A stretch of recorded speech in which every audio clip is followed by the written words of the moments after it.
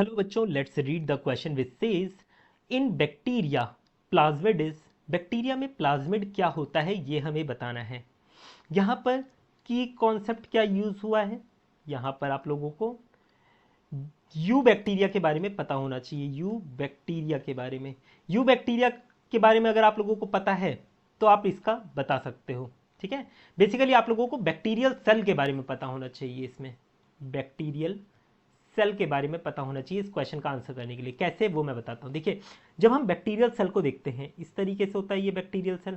ठीक है, यहां पर बैक्टीरियल सेल में आप लोगों को क्या देखने को मिलता है, इसके अंदर आप लोगों को जेनेटिक मटेरियल देखने को मिलता है। इस तरीके से जेनेटिक मटेरियल देखने को मिलेगा। ये generally circular double stranded DNA होता है इसके अंदर। ठीक है, ये सर्कुलर क्यों कह रहे हैं, क्योंकि इसका कोई एंड नहीं होता है। अगर आप इसे पूरा स्ट्रेच कर दोगे तो एक गोल सा हो जाएगा। ठीक है, इसके अलावा इसके अंदर सर्कुलर रिंग भी पाई जाती है डीएनए की। ये हो सकता है एक हो, दो हो, किसी में दो से ज्यादा भी होती हैं, है ना।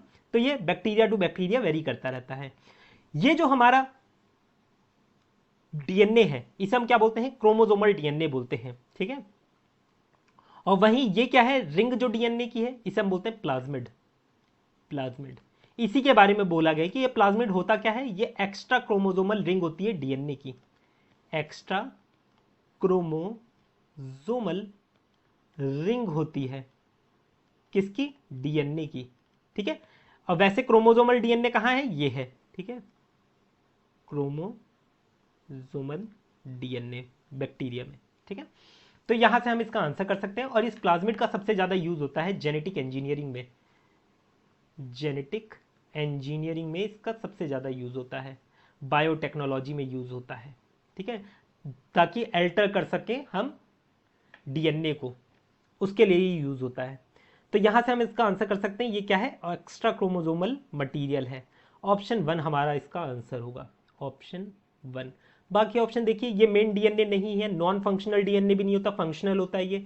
रिपीटेटिव जीन भी नहीं होते। रिपीटेटिव मतलब कोई एक पर्टिकुलर सीक्वेंस रिपीट कर रहा हो, जैसे ए जी ए जी ए जी, इस तरीके से अपने आप को रिपीट करे तो हम क्या कह देंगे, ए जी यहाँ पर रिपीटेटिव सीक्वेंस है।